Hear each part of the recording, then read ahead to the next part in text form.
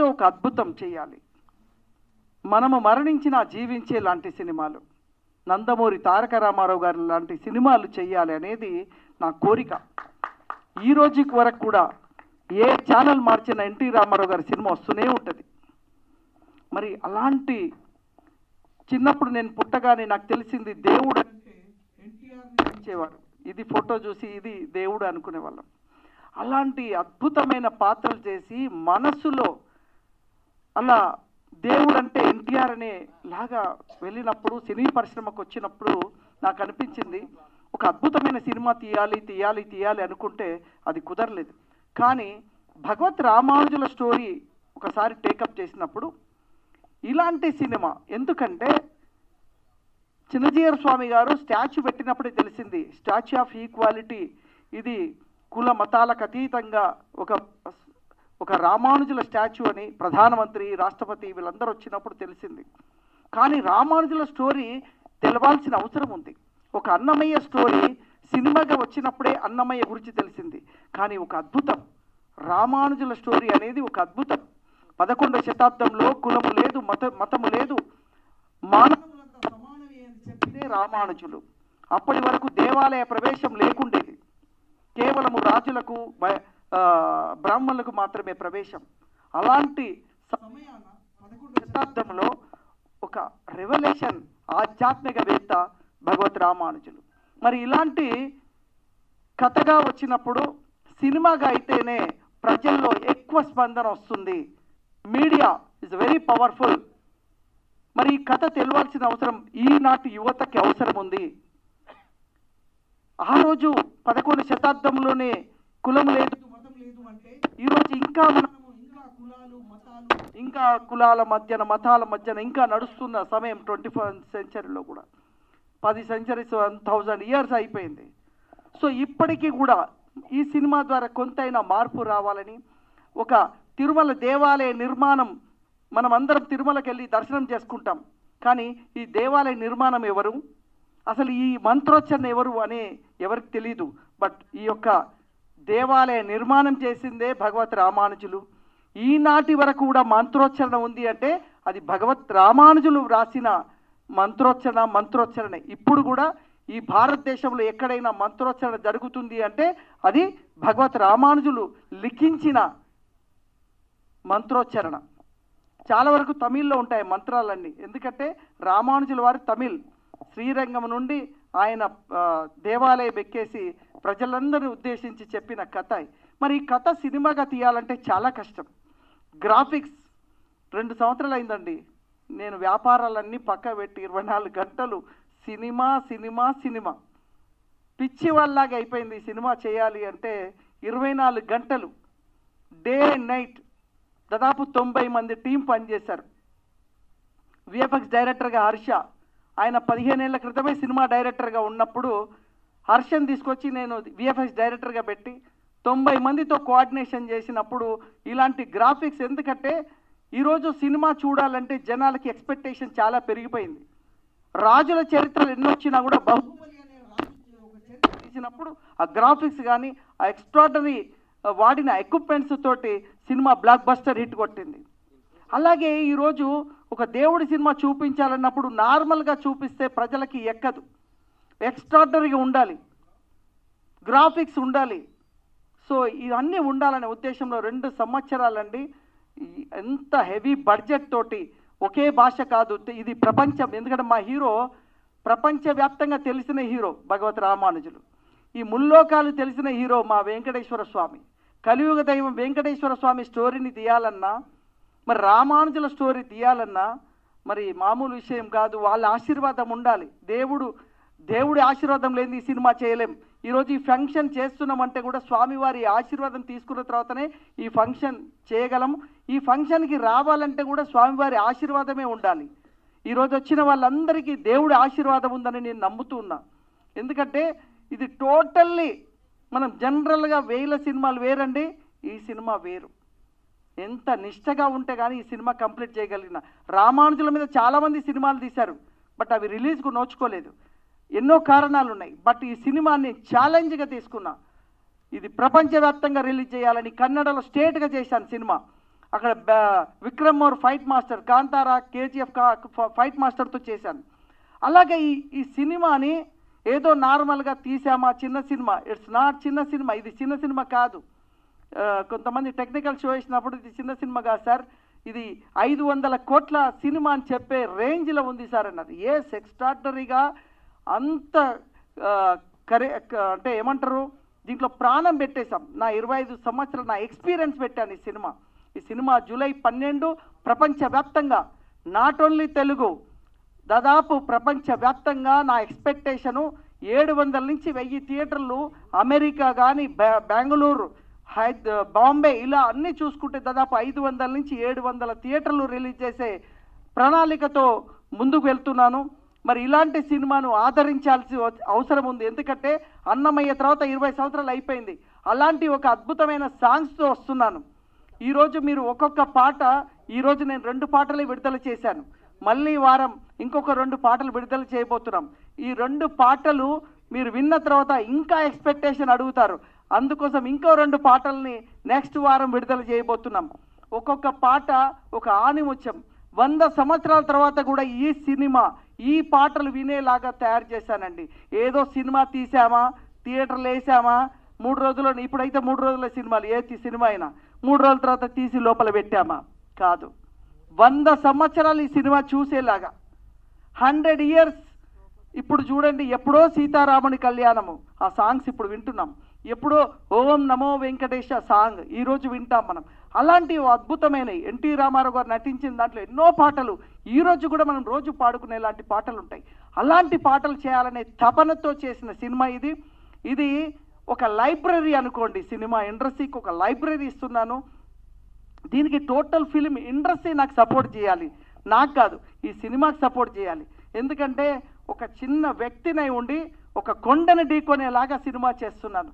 మరి ఇలాంటి సినిమాకి మీ అందరూ మేజర్గా మీడియా ఇలాంటి సినిమాని లేపాల్సిన అవసరం ఉంది. నేను మంత్రుల దగ్గరికి వెళ్ళినప్పుడు కూడా వాళ్ళు చెప్పిన మాట ఒకటే, ఎన్నో సినిమాలు వస్తుంటాయి కానీ ఇలాంటి సినిమా కనిపించదు, మీరు తీస్తున్నారు, డెఫినెట్లీ మా సపోర్ట్ ఉంటుందని. అలాగా ఎక్కడికి వెళ్ళినా కూడా జస్ట్ మా సినిమా పోస్టర్ ఇలా చెప్పగానే వితిన్ ద 5 minutes లోపల వాళ్ళు మీటింగ్లు ఉన్నా కూడా పిలిచి మమ్మల్ని కూర్చొని మాట్లాడి ఎంత అద్భుతమైన సినిమా తీసినావయ్యా అని చెప్పి వాళ్ళు అంటుంటే నా 2 సంవత్సరాల కష్టాన్ని మర్చిపోయాను. మనం ఎప్పుడో మార్క్స్, లెనిన్, ఏంజిల్స్ వీళ్ళు వచ్చాకే సోషలిజం గురించి ప్రపంచానికి తెలిసేమనుకుంటాం. మన భారత ఈ పుణ్యభూమిలో ఎప్పుడో 9 శతాబ్దాల క్రితమే రామానుజాచార్య గారు, తర్వాత శంకరాచార్యులు గారు కుల వివక్షని వ్యతిరేకించి భగవంతుని దృష్టిలో అందరూ కూడా సమానమే అని విశిష్టాద్వైతాన్ని ఈ భారతదేశ నలుమూల భరత ఉపఖండం, అప్పుడు భరత ఉపఖండం అంతా కూడా ప్రచారం చేశారు. సో నేను తెలిసి ఆయన ఒక మాస్ హీరోలా ఆయన ప్రొజెక్ట్ చేయడం చాలా బాగుంది. ఆయన నిజంగా మాస్ హీరోనే. ఎవరైతే శూద్రులు అప్పటి పంచముల్ని కూడా ఒక గుడిలోకి ప్రవేశం వచ్చేలా చేసిన మహనీయుడు. సో మనం ఎప్పుడు కూడా కమ్యూనిస్టులే ఈ సమానత్వం గురించి మాట్లాడతారు అనుకోవద్దు. మన వసుదైవ కుటుంబకం అనేది మన సనాతన ధర్మంలో ఉంది. మనం అందరం కూడా పితృదేవోభవ, ఆచార్య దేవోభవ, అతిథి దేవోభవ, ప్రపంచంలోనే అతిథి దేవోభవ అనే ఒక సంస్కృతి మన ఈ ఇండియాలో తప్ప ఎక్కడ లేదు. వచ్చే గెస్ట్ను కూడా ఒక భగవంతుడు చూసే ఒక సంప్రదాయం, ఆచారం, ఆ సంస్కృతి మనకే ఉంది. అలాంటి ఈ సంప్రదాయాలన్నింటినీ, ఆచారాలని, విశిష్టాద్వైతాన్ని ప్రపంచానికి తెలియజేసిన రామానుజుల గురించి మా సాయి వెంకట గారు 11 పాత్రలు గిన్నిస్ బుక్ రికార్డ్ ఏమో నాకు తెలిసి అప్లై చేసేవచ్చు.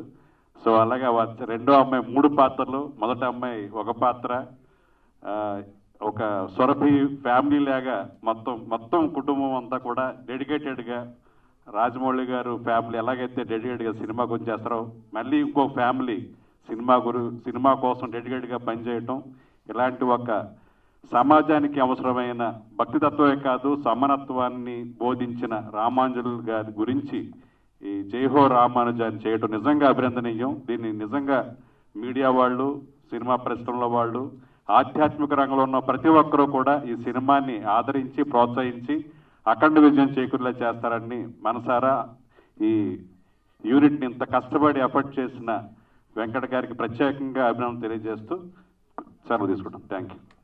కులం అనేది ఒకటే కాదు, విద్య ఎవరి దగ్గర ఉంటే వాళ్ళదే అదే కులం అని చెప్పి గతంలో త్రిపురనేని రామస్వామి చౌదరి గారు ఆయన బ్రాహ్మణకు సంబంధించిన వేదాలన్నీ అవపాసన బట్టి వాళ్ళు పెళ్ళిళ్ళు చేపించేవారు. మేము బ్రాహ్మణులం, మాకు ఆ విద్య వచ్చింది కాబట్టి బ్రాహ్మణులు అన్నారు. అలా వృత్తి బట్టి దాన్ని బట్టే కానీ కులాలు అవన్నీ సంబంధమే లేదు.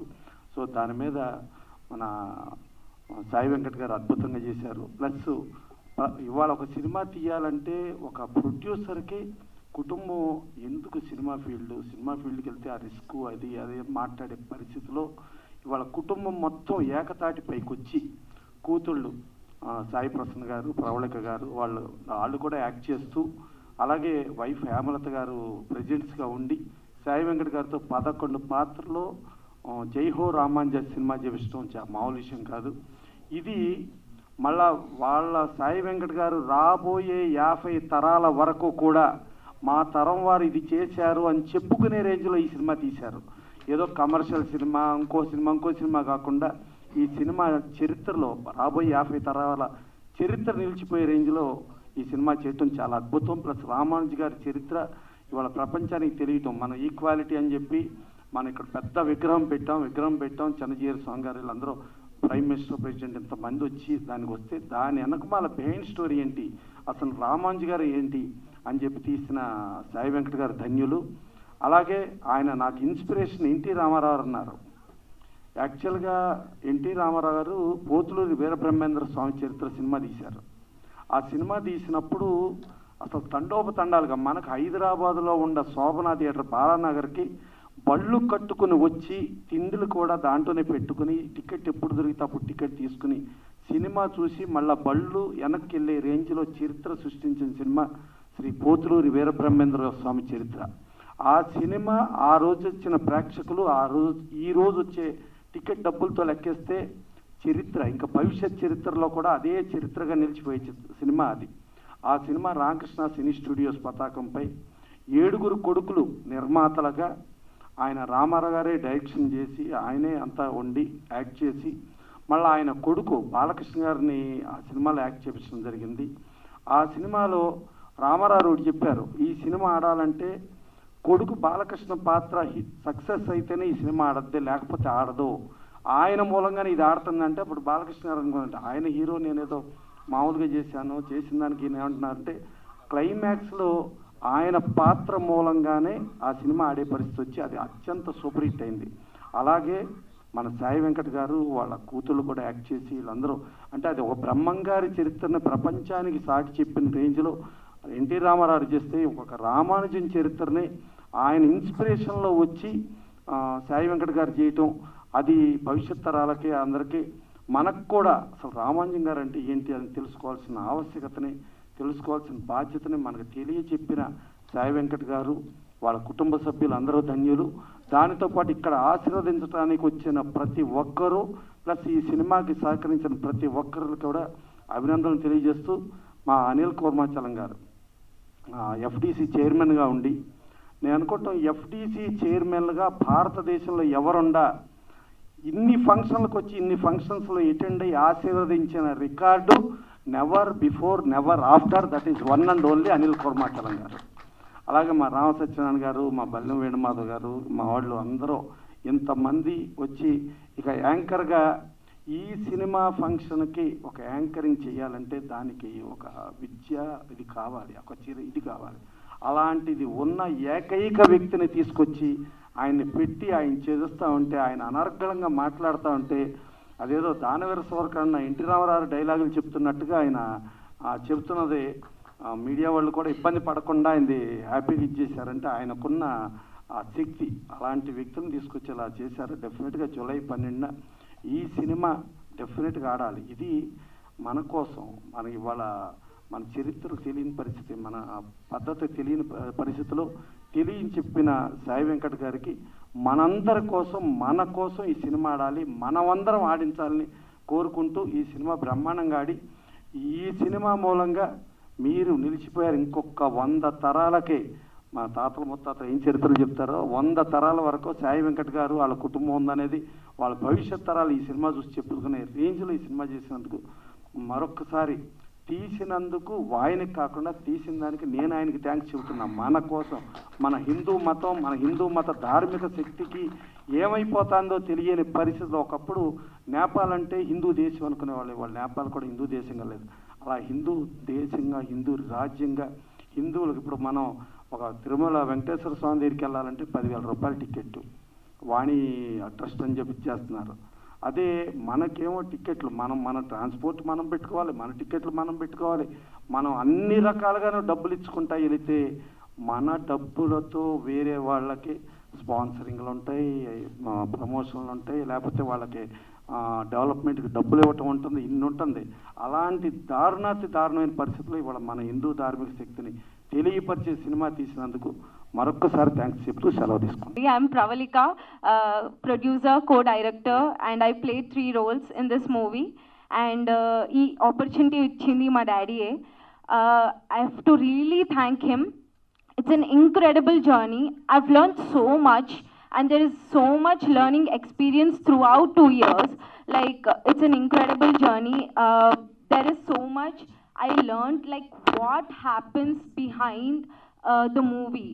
Like the journey and hardships, I think those are valuable things that I learned in my life. And thank you so much, Daddy, for that, for giving me this great opportunity. And coming to the lyrical videos, andarki nachaya meeku lyrical videos? Super. That's the claps, yeah.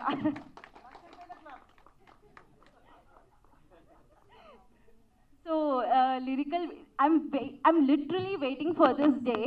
Like eppudu ee songs audience lok veltadi.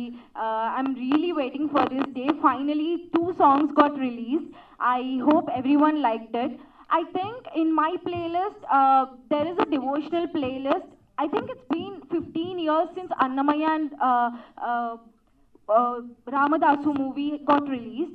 Only those are playing in my playlist. I think that depth I have seen in these songs. I think it came out awesome.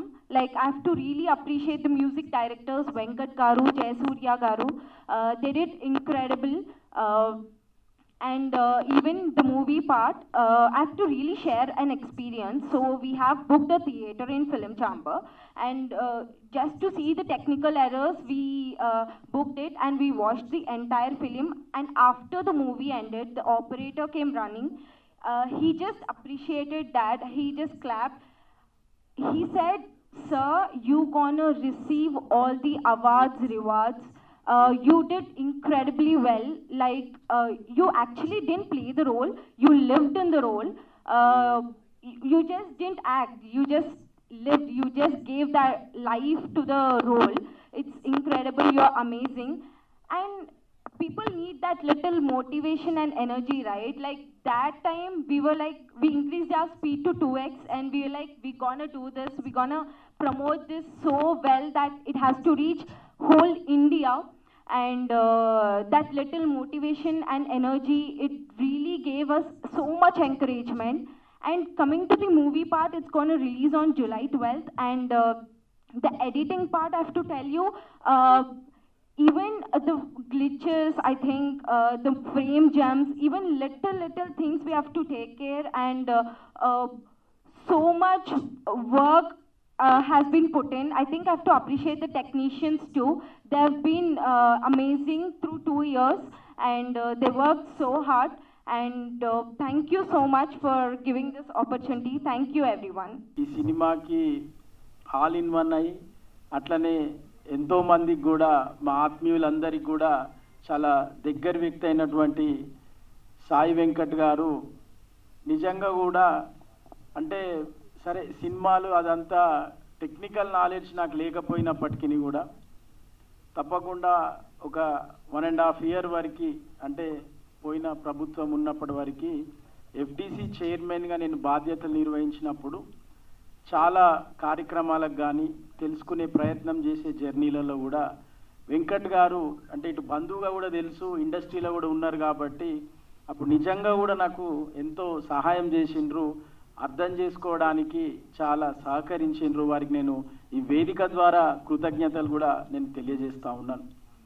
మరి FDC chairman అయిపోయిన తర్వాత నేను ఏ కార్యక్రమానికి పోలేదు. And అంటే సరే ఇక రాజకీయంగా వేరే రకంగా బిజీ ఉన్నప్పటికీ కూడా మళ్ళీ మొట్టమొదటి కార్యక్రమం మనదే. ఎందుకంటే ఈ లాస్ట్ నేను 2 years నుంచి వాళ్ళు చెప్తా ఉన్నారు, ఆల్మోస్ట్ ఆల్ నేను బాధ్యతలు స్వీకరించిన ఆ సమయంలోనే అది స్టార్ట్ కావడం. నేను కూడా అదేదో సినిమాలో ఉన్నట్టు ఆ జర్నీ అంతా కూడా ప్రయాణం చేయడం జరిగింది. కాబట్టి వెంకట్ గారు జీవితంలో వ్యాపారాలు చేసి ఉండొచ్చు, ఎన్నో సినిమాలు చేసి ఉండొచ్చు, కానీ ఒకటి మాత్రం వ్యక్తిగతంగా వెంకట్ గారి దగ్గర నుంచి నేను కూడా నేర్చుకున్నది, మా బంధువులలో కావచ్చు, ఆస్పైరింగ్లో ఉన్నటువంటి బిజినెస్ కానీ సినిమాలో ఉన్న వాళ్ళు కూడా నేర్చుకోవాల్సింది ఏంటంటే, నేను ఎప్పుడు కూడా ఒకటి చెప్తా ఉంటాను ఎక్కడికైనా వెళ్ళినప్పుడు, ఏంటంటే నేను అది కేసీఆర్ గారి దగ్గర నేర్చుకున్న, అంటే డ్రీమ్ బిగ్. అంటే ఎప్పుడైనా కానీ చాలా గొప్పగా ఆలోచన చేయాలి, చాలా గొప్పగా కూడా మనం జీవితంలో లక్ష్యాలను కానీ పెట్టుకోవాలి, భయపడాల్సిన అవసరం లేదు. మరి నిజానికి కూడా మనం చూస్తూ ఉన్నాం, ఇప్పుడు ఎక్కడికి వెళ్ళినా కానీ రాజకీయంలో కూడా మీకు ఎవరైనా గాడ్ ఫాదర్ ఉన్నాడా, సినిమాలకు వెళ్తే మీకు ఎవరైనా తెలిసిన వాళ్ళు ఉన్నారా అనే ఒక సందర్భం అనేది మనం చూస్తూ ఉన్నాం. మరి నాకు తెలిసి మా బంధువులలో పెద్ద సినిమాలు తీసిన వాళ్ళు లేరు. మరి నిజంగా కూడా ఎవరో వచ్చి మాకు ప్రోత్సహించింది లేదు, స్వతహా వారు. అంటే అది మనకు అందదు, అది మనం సాధించలేమని కాకుండా ఎందుకు చేయలేము, అదేమన్నా పెద్ద విద్యనా, దానిలో కష్టపడితే రాందుందా అనే ఒక నిర్ణయం. డెఫినెట్గా డబ్బులు కూడా ఇందులో ఇన్వాల్వ్ అయి ఉంటాయి. అయినా కానీ ఇవన్నిటికీ మించి డబ్బు ఉన్నా ఇంకేదన్నా ఉన్నా కానీ ఇంపార్టెంట్గా మనిషికి కావాల్సింది ఏంటంటే ఒక ప్యాషన్ కావాలి. అంటే ఏ డిపార్ట్మెంట్లో కానీ ఎందులో అయినా కానీ రాజకీయాలకు పోయినా కానీ ఒక ప్యాషన్ ఉండాలి, కష్టపడే తత్వం ఉండాలి. కష్టం వస్తుంది, నష్టం వస్తుంది, విమర్శిస్తారు, అన్నీ చేస్తారు, కానీ మనం ఏది అనుకున్నామో దాన్ని సాధించే దాని గురించి అటుపై ప్రయాణించాలి. నిజంగా వెంకట్ గారిని నేను ఆ విషయంలో అభినందిస్తూ ఉన్నాను. చాలామందికి స్ఫూర్తిగా నిలిచిరని చెప్పి నేను గర్వపడతా ఉన్నాను. నాకు తెలుసు వెంకట్ గారు అని చెప్పడానికి గురించి, ఎందుకంటే ఇది ఒక్క సినిమాకి సంబంధించిందే నేను మాట్లాడట్లేదు. వ్యక్తిగతంగా కూడా వారి పిల్లలు కూడా ఇంట్లో ఉండి వారిని చూసి నేర్చుకొని డెఫినెట్గా వారు కూడా అరే మా నాన్నకి ఇంత కష్టపడతా ఉన్నారు, మేము ఇంట్లో కూర్చుంటే ఎట్లా, మరి ఇంత పెద్ద ప్రాజెక్టు ఎంతోమందిని వారు సమకూర్చి చేసుకుంటా ఉన్నప్పుడు, మా దగ్గర స్కిల్ ఉన్నప్పుడు, మా దగ్గర ఆ టాలెంట్ ఉన్నప్పుడు మేమెందుకు రావద్దు అని చెప్పేసి నేను ప్రవళిక గారిని కానీ, సాయి ప్రసన్న గారు కానీ, వాళ్ళ కుటుంబ సభ్యులందరినీ కూడా నేను ఈ వేదిక నుంచి నేను వారిని అభినందిస్తూ ఉన్నాను, కృతజ్ఞతలు కూడా తెలియజేస్తూ ఉన్నా. ఎందుకంటే ఎప్పుడైనా కానీ జీవితంలో ఏదైనా సాధించాలన్నప్పుడు ముందు మనల్ని నమ్మేది మన కుటుంబ సభ్యులే. నిజంగా కూడా చెప్పాలంటే ఇంక ఇది చేస్తా అది ఇదంటే బయట వాళ్ళంతా నవ్వుతూ ఉంటారు, ఏ నీతో అయితే అదరా బైక్ అది నువ్వు బాగా మాట్లాడుతున్నావు అన్నట్టు ఉంటుంది. కానీ మనని నమ్మేది ఫస్ట్ మన కుటుంబ సభ్యులు, మన దగ్గరున్న మిత్రులు. సో డెఫినెట్గా వేణుమాధవ్ గారు కూడా ఇందులో యాక్ట్ చేయడమే కాదు, వారికి మోరల్గా కూడా ఎట్లా ఉంటారు అనేది, వాళ్ళ బంధం ఎటువంటిది అనేది కూడా నాకు తెలుసు. కాబట్టి నేను చెప్తా ఉన్నా, వారికి కూడా నేను కృతజ్ఞతలు తెలియజేస్తా ఉన్నా. ఎందుకంటే ఇటువంటి పెద్ద పెద్ద నిర్ణయాలు, పెద్ద పెద్ద పనులు చేసే క్రమంలో మంచి వ్యక్తులు కూడా ఉండడం అనేది చాలా అవసరము. సో డెఫినెట్గా నాతో ఒక అద్భుతమైన పాట, నిజంగా కూడా ఆ పాట చూస్తుంటే ఏదో మేము ఆ తెలంగాణ ఉద్యమంలో పార్టిసిపేట్ చేసినప్పుడు ఎటువంటి ఆ ఇన్స్పిరేషన్, ఆ రెవల్యూషనరీ ఉండేనో, ఆ సాంగ్ వింటా ఉంటే కూడా చాలా అద్భుతంగా ఉంది.